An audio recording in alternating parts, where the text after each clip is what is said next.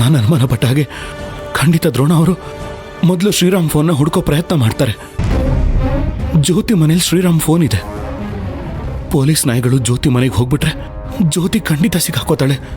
ಈ ಕಡೆ ಪುಟ್ಟಿ ಶ್ರೀರಾಮ್ ಹೆಸರಲ್ಲಿ ಬೇರೆ ಕಡೆಯಿಂದ ಈ ಕೆಲಸ ಮಾಡಿಸಿದಾಳೆ ಅಂತ ದ್ರೋಣ ಅವರು ಶ್ರೀರಾಮ್ ತಾಯಿಗೆ ಶ್ರೀರಾಮ್ ಹೆಸರಲ್ಲಿ ಮಾತಾಡ್ದವ್ರ ಬಗ್ಗೆ ವಿಚಾರಿಸ್ಬಿಟ್ರೆ ಪುಟ್ಟಿನೂ ಸಿಕ್ಬೀಳ್ತಾಳೆ.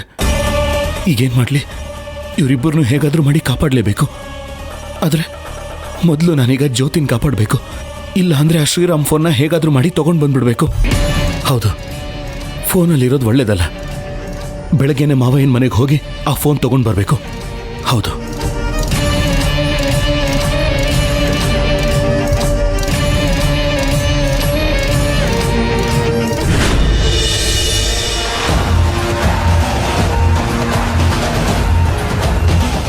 ರಾಜೇಶ್ ಸರ್,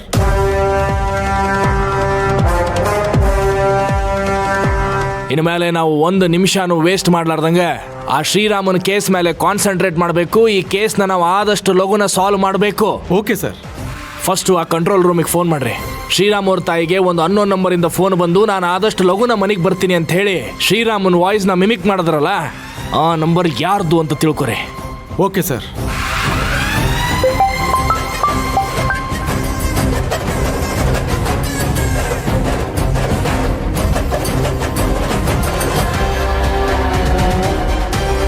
ಕಮಿಷನರ್ ಸಾಹೇಬ್ರಿಗೆ ಫೋನ್ ಮಾಡಿ ನಾನು ಅವರಿಗೆ ಸಹಾಯ ಕೇಳಬೇಕು.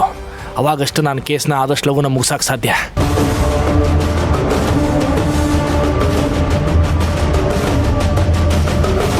ಹಲೋ, ಕಮಿಷನರ್ ಸರ್ಗೆ ಕನೆಕ್ಟ್ ಮಾಡ್ತೀರಿ?